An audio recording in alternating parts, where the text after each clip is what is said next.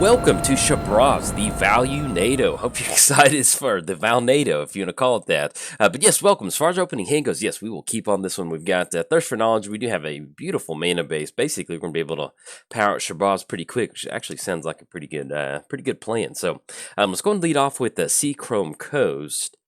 And yeah, I guess we're just going to go for Mana Crypt. That way we're online for Thirst for Knowledge. It actually sounds pretty good. So we'll get down Mana Crypt and then anything else, pass it over to our opponent. But yes, welcome to Shabraz. And if you're wondering where Shabraz's partner is, I'm playing 1 versus 1 Commander on Magic Online, and they don't allow partners. The partners are banned. So we are flying solo, and if I had to fly solo between the two partners, it's definitely going to be a shark bird. A flying shark, why not? All right, so we're going to go for Thirst for Knowledge. Just go 1-2. Let's dig just a little bit deeper into our library, see if we can't find something nice, and then be one more turn closer to getting down Shabraz, which should be pretty good. All right, so we run into a few more lands. I think at this point we'll actually just go ahead and get rid of Plains, and we'll get rid of Island. That way we can go for Temple of Enlightenment, get the Scry, go in next turn. Okay, so we got Mana Crypt triggers. Let's go and choose Tails on this one. We won the flip. We are 1 for 1 on those Mana Crypt triggers. And then we run into Polluted Delta. So let's go and lead off with the Temple of Alignment to get the Scry going, the Scurry.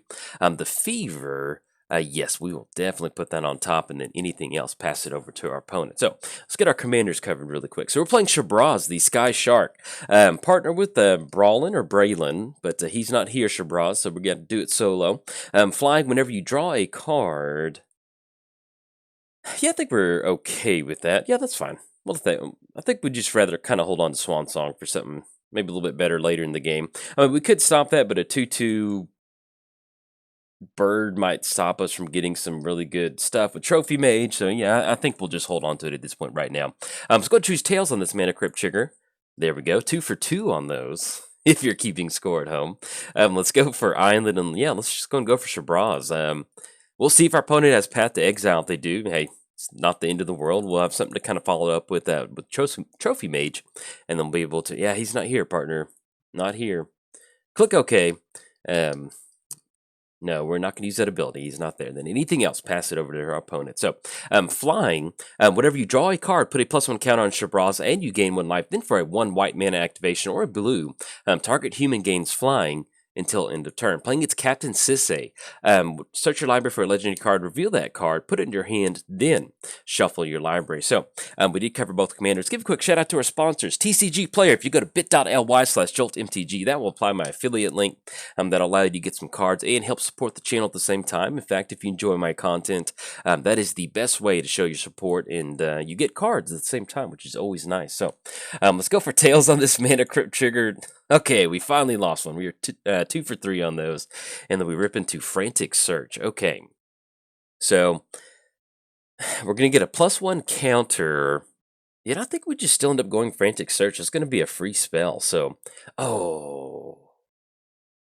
Click through the turn. A little double click on the F2 button right there. That's my fault. Let's go for Frantic Search. Definitely didn't mean to do that.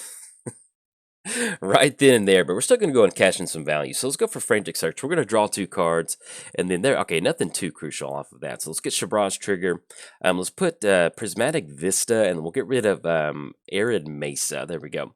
Untap 3 lands. Get a few more counters onto Shabraz. Oh yeah, that's beautiful. Look at that. Look at that flying shark. We're going to make it a, and there's other times to where, this is, I haven't really talked about the deck yet, but this is a blue-white control deck. But there's other times where you can just get out this flying creature that grows the cards that you draw. And next thing you know, your opponent has a pretty hefty commander damage win coming down the pipe. So let's get these counters on Shabraz. If our opponent does end up grabbing a legendary card, maybe it's an enchantment or something like that, we might be able to stop it with a Swan Song. So let's get those counters on Shabraz. Let's go and swing in. Coming in for 6, and you can see if we had another draw spell, how nice that would be too. Swinging for 6, it's going to be 6 coming across in the air. Put them down to 24, and that should be 6 total commander damage. And then we can probably end up going Arcane Signet with Trophy Mage. I think with the land drop, we might be able to do everything that we need to do, because that's going to be 1, 2, 3. All right, so we go Polluted Delta. Let's make the land drop. Let's go and grab ourselves one of our dual sources. Let's go and grab ourselves Tundra. There we go. Now, if we do end up going Trophy Mage, if we go Arcane Signet, we're not going to be able to get the artifact down, and I really do want to do that. So let's go for Trophy Mage. We're going to grab ourselves a 3 converted mana cost artifact. So let's grab ourselves a piece of equipment. Yeah, let's do that. And let's see what's going to help us out. I think we just might end up going Sword of Feast and Famine. It's going to give us a protection from green, which is going to be a pretty good difference. We do have protection from white. I guess if we're going to do anything, we might as well go and go for Sword of Truth and Justice, because that's going to help protect us from any sort of removal that our opponent may have. So let's go for Sword of Truth and Justice. That's going to be 1, 2, 3.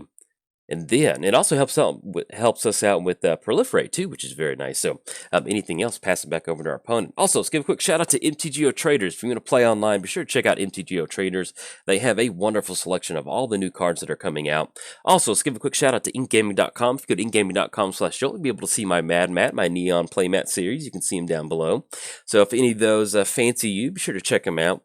And last but not least, I started a Patreon. So if you'd like to directly support cool content like this, there's a link down in the description below. But if you are keeping score at home, you may want to double check. But I'm fairly confident in this assessment is that it is officially free time. So let's have some fun.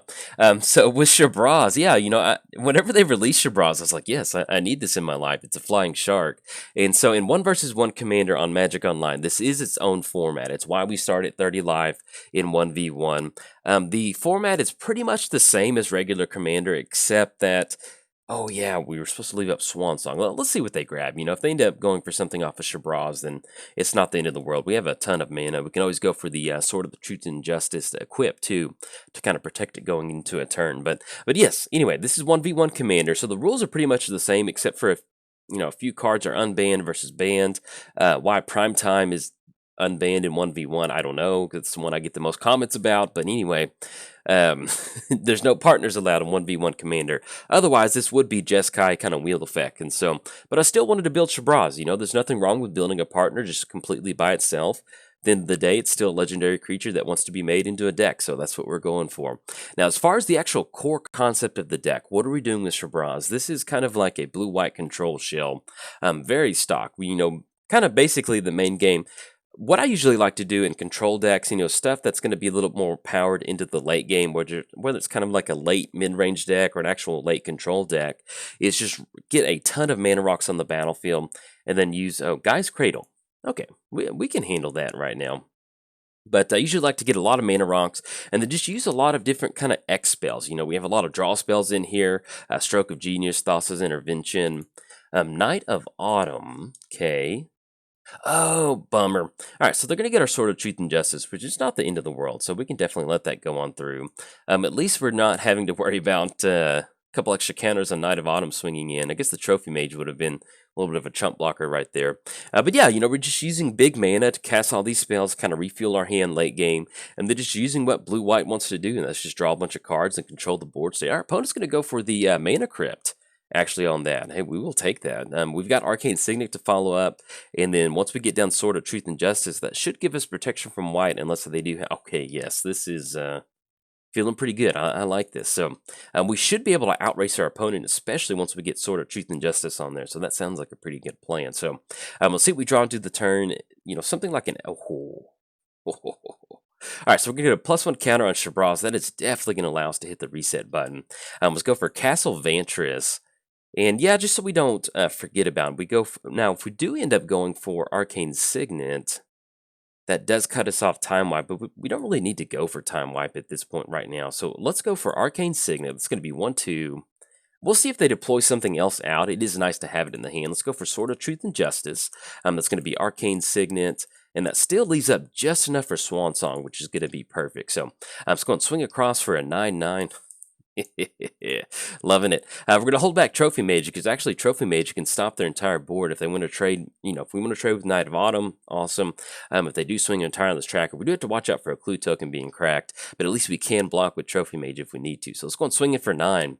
That's going to put us at 15 commander damage, so that's going to be commander damage next turn. So let's see. Let's go and put let's get this trigger on the stack. And I think we did that correctly. That should be, so we got an 11/11. I think I hit the proliferate correctly on that. And then anything else, pass it back over to our opponent. But yeah, it's just a bunch of, get a bunch of mana rocks out there, draw a bunch of cards. And then also, it just so happens that, the core concept of what a blue-white control deck and commander wants to do is get to that late game, draw a bunch of cards, and then the fact that you kind of have this kind of like aggressive. Shabraz doesn't have vigilance, but just kind of having this 5 mana flying threat in the air that just gets bigger with like card draw source and stuff that you do. It really does help kind of give you some sort of. It's not necessarily what I would consider like a closer, but Shabraz is definitely one of those cards that you can get it down in a blue-white shell and just be very problematic for your opponent, especially if they don't have some sort of spot removal to get rid of it. I mean, that's one of the cool things about it is that you can see where we've got commander damage next turn, and if our opponent finally does do something with Shabraz, we're still in a good spot to kind of hit the reset button and start swinging in and attacking that life total. So it's almost kind of like Traxos in a way. If you can get down Traxos and get in a couple early swings, you can just get that commander damage, or at least kind of threaten that commander damage win pretty quick, and you can do that same thing with Shabraz. It did help that we had Mana Crypt in the hand, but that's one of the things that powering out a flower that not a flower, but a flyer that I'll talk about my garden here in a second, but powering out a flyer that can get better as the game goes on is definitely one of the things that this deck wants to do.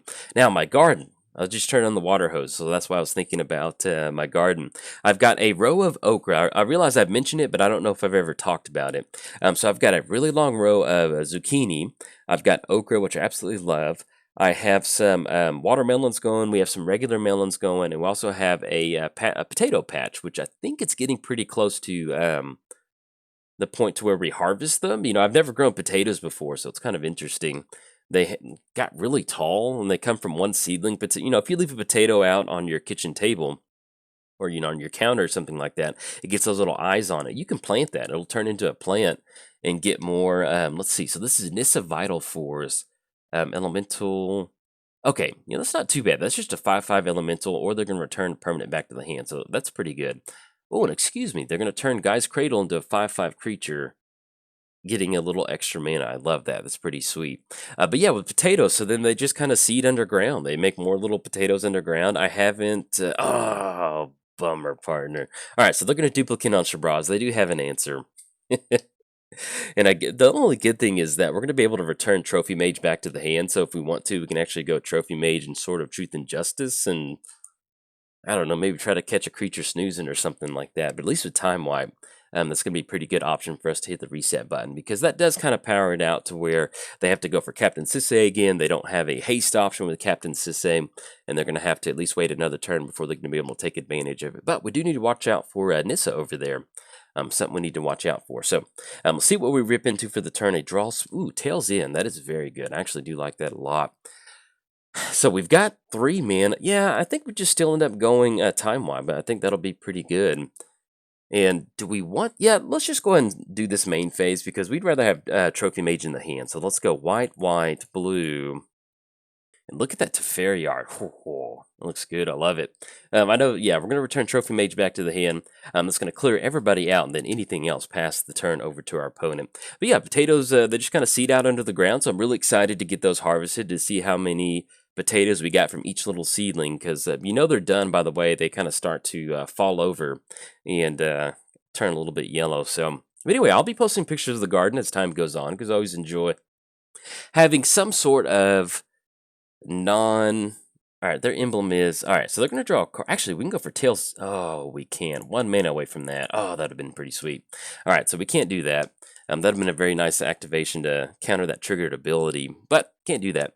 But anyway, it's always nice to have some sort of hobby that's not gaming. I've gotten into Warzone recently. I've gotten into... Do we need to Swan Song Exploration with them having Nissa Vital Force out there? I think we do.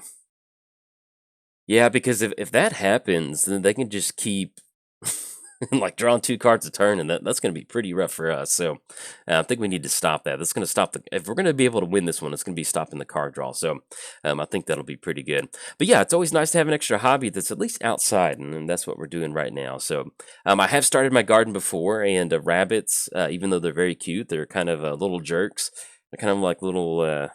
raging goblins is certainly what they are. They really don't mess with the garden when it gets big, but as soon as it starts and we have a bunch of seedlings out there, then they just come out and just like smash and grab, and they'll wipe out like an entire row. And it's always frustrating because they leave like an inch of the stalk out of the ground. Like, hey, there you go, I left a little bit for you, partner. And well, don't appreciate that. So, all right, but it's gonna go for Karn, and I think they went for the activation already. Yeah, they just cast card and it didn't go for the activation. So, all right. So we run into Sphinx Revelation. But at this point, it's not the best Sphinx Revelation. This can be 1, 2, 3, 4, 5, 6. Shabraz is actually going to cost 7. So, but drawing 3 and making the land drop, I am a-okay with that because this is going to allow us to hopefully push past that Nissa emblem. And yeah, we could try to leave. Oh no, excuse me. We already went for Swan Song. Never mind. We don't need to leave that up. So let's go for 3 off of Sphinx Revelation. Let's see what we draw into this. And okay, we draw into Pull from Tomorrow. That's really good. You know, as long as we're just kind of advancing our hand, even though we're not advancing our board state, that's going to be very good for the deck. So anything else, pass it back over to our opponent. I've gotten a few Okra from the garden so far. I really enjoy Okra. And the melons that we're growing is honey sack melons. Let's go ahead and give be put into their hand. Let's give them a tree speaker. Yeah, I think that's good. We'll give them Tree Speaker because Acidic Slime against our Arcane Signet doesn't sound that much fun. So, but yeah, we're growing some honey sack melons, and they're kind of like they almost look like really like watermelon squash in a way. But I've never grown them before. But we've already got a few of those coming in, and then the watermelons that we're growing are I think they're like an orange flesh watermelon. So, anyway. Excited to show pictures of that to you, and as things go on, I'm working on getting the garden fixed up because I put up a fence around it, so the rabbits would stay out, and I'm looking to kind of spruce it up just a little bit because it's basically just rabbit fencing with a couple posts driven into the ground. So, all right, opponent's going to get a laying down. This is going to be an extra card draw. Yeah, man, that would have been. And this is what makes cards like Tails End so good. Counter target activated ability or triggered ability. Stuff like this is so good in Commander. You can see where if we had the 2 mana, had we been able to counter that ability, we really would have stopped off that card draw and kind of helped push us out. And, you know, there's just a lot of things that you can go for with Tails End. Okay, so we've got some super friends going on over there. We're not really in danger of losing to our life total at this point right now. You know, we're just looking at a couple 2/2s on the battlefield. Our opponent has a Frankie Bird token over there. And so, but we can stop that. But the main thing at this point right now is getting down some sort of threat at this point. So we'll see exactly what we end up going for. Pull from Tomorrow for 3 is not that exciting, but if we don't hit a land drop, it's probably going to be the most exciting thing we can do. All right, so we do. Let's go for Fabled Passage. And I think at this point, we're going to be looking for... So we only have 2 white sources. Yeah, we'll just go and grab a Plains. That way, if they start popping a few more lands... And yeah, I think we still just end up going for Pull from Tomorrow. That's going to be 4 card draw. Yeah, and I guess we'll do on this one. We'll just wait until our opponent's turn because that's going to leave up Tails End.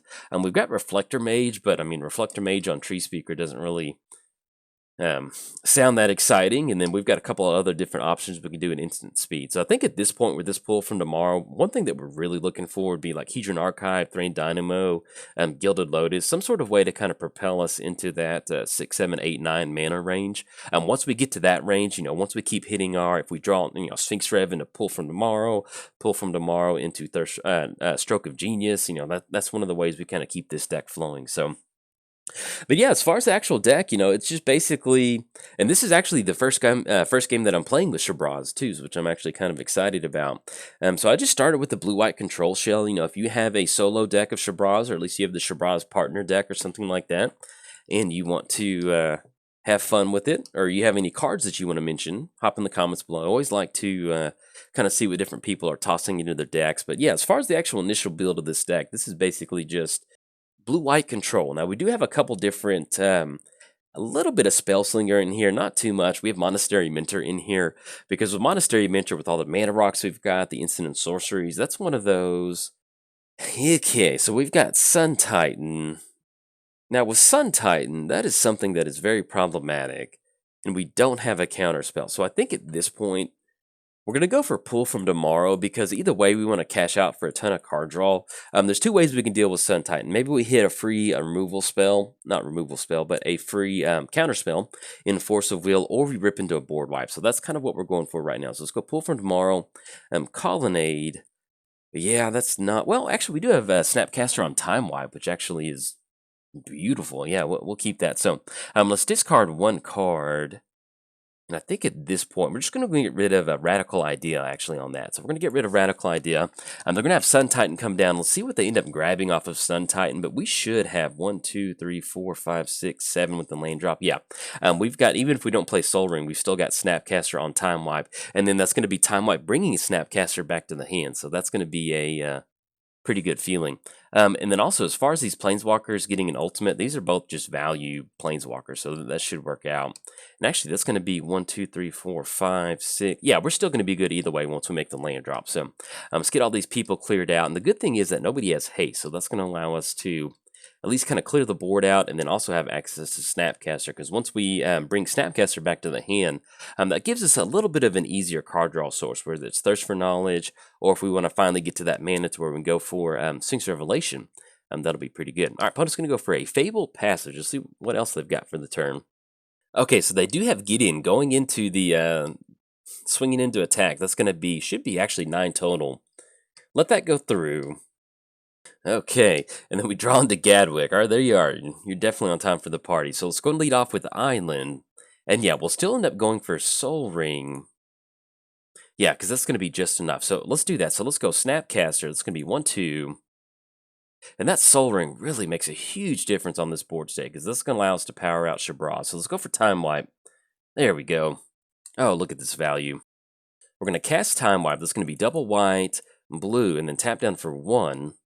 And this is probably one of the most Azorius things you can do is Time Wipe, a flashback Snapcaster back to your hand. So anything else, pass the turn to our opponent. Now that we do have Soul Ring, that does help us kind of get to that later part in the mana game.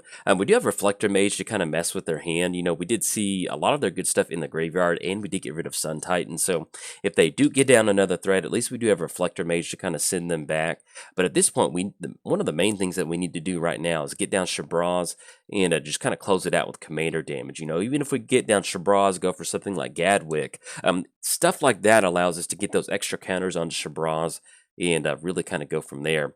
So at this point, the main thing that we're gonna be going for is getting down Shabraz next turn, because that's going to be 7, 1, 2, 3, 4, 5, 6, 7, 8, and that's going to be 9 with actually 8 with Colonnade, because it's going to enter the battlefield tap. So if we hit a land that enters the battlefield untapped, that still keeps us open on Tails End, but the longer that they go with the Nissa Vital Force, the longer that it's going to be harder for us to close the game out with Shabraz. So we're going to try to get down Shabraz next turn and keep our fingers crossed that we run into a land that enters the battlefield untapped. Okay, so this is going to be a Karn activation, which right now we're just looking at a 2/2 at this point, because we just construct token and the clue token. So that's creatures you control get +1/+1. All right, so we got Gideon going for the emblem. Hopefully we can outgrind these emblems. That's going to be a pretty good feeling. All right, so this is going to be Wood Elves coming down. This is going to be simply just another forest. And one of the good things about Reflector Mage sending the construct token back to their hand is that basically it's going to allow us to at least kind of hold up Wood Elves with that Gideon emblem, and also at the same time be able to get rid of that, if they're getting down any more artifacts, that'll definitely kind of make it to where get a little bit of a bigger creature. Primal Command, search your library for a creature card, put it in your hand. All right, so they put a land back on top of our library. I think either way, we're still going to be good to go for Shabraz, and hopefully they don't have a piece of removal. We'll see what else we can do. And just like I mentioned earlier, this is 1v1 Commander where certain cards are banned and not banned in 1v1, and Primetime is definitely one of those cards coming down. So that's something we do need to watch out for. So they get down Lana War Elves and then anything else. Yeah, at this point, we almost need to rip into another board wipe. That would be really good for us. Sea Chrome Coast. So let's go and lead off with Colonnade, because either way, it's going to come into play tapped. And yet, I guess at this point, we just still end up going Shabraz. It's going to be 1, 2. Yeah, we need to get some damage in there. You know, if they have an answer, they have an answer. But if they don't, then next turn we can go for Sword of Truth and Justice. And that's going to be a 3/3. That's going to be a 5/5. That's going to be exactly commander damage once we draw into a card. So let's have the Shabraz trigger. We're going to target ourselves. And we'll still just go and give ourselves a little bit of a shuffle. Why not? Yes, we'll definitely use that ability. Not here, partner. And then anything else, pass it back over there. So, but yeah, we do have the win next turn if nothing happens to Shabraz and nothing happens to Sword of Truth and Justice. So we have the draw step for the turn. So we draw a card that's going to make it a 4/4. We get Sword of Truth and Justice on there. That's going to give it +2/+2. That's going to be 6. 6 + 15. That'll be 21 commander damage. So there we go. Now, if we didn't have Sword of Truth and Justice, and you're also in a situation where you do need to close it out with commander damage, Let's give them Safi. This is actually an interesting one. So they go Eternal Witness. That's going to be everything in their grave. Yeah, I think we got to give them Safi. Yeah, because Eternal Witness brings back Primal Command. That doesn't sound good. So, but yeah, even if we didn't have Sword of Truth and Justice, but we're in the same spot to where our opponent is sitting at 15 life or 15 commander damage. With Shabraz, we can go for the draw. That's going to be a 4/4. We Radical Ideal out of the graveyard. That's going to make it a 5/5. And then we simply just go for Gadwick for X amount of cards that we're drawing. And that'll allow us to draw a few more cards and put those counters on there. So even if you don't run like this heavy equipment, Council's Judgment. All right, that's gonna be Council's Judgment. Yeah, this just goes to show you, and they voted for Shabraz, so we'll vote for Shabraz too. This is gonna send Shabraz back to the command zone. And then next turn, I think we just end up just going Gadwick.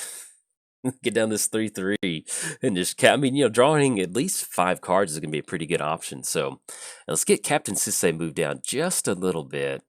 And all right, so this is gonna be Safi Eriksdottir coming down. This is gonna be a 3/3. Sacrifice it when target creature cards put in your graveyard to the battlefield this turn. Return it back to the battlefield. So I think at this point we don't really see anything out there that's too. All right, so this is gonna be Trostani. That's gonna be some extra counters on the battlefield. Yeah, I think next turn we have to end up going for. It's going to be 7. So, yeah, we might end up losing to Captain Sisay on this one. It just goes to show you just getting that Nissa Vital Force, man. And, there's just certain things that we could have left up Tails End, but I just totally didn't see that line of play. It just goes to show you that had we gone for Tails End earlier in the game and stopped that Nissa activation or that ultimate, that would have made a huge difference in this game. But, hey, that's magic. Happens sometimes. So they're going to be able to go for Trostani, gain control, but there's no creatures out there that they need to grab. And, we could Celestial Colonnade with Sword of Truth and Justice, but there's just really not much that we've got going on. Okay, so we make the land drop. That's going to be Command Tower. And we completely tap out. We do have Snapcaster Mage, but we have nothing in the graveyard that's going to help us out. I mean, I guess technically we could Snapcaster and Sphinx Rev for a bunch. And that might help stop us and have a blocker for getting. I guess it's better than nothing. So let's do that. So let's go Snapcaster. Yeah, because Gadwick.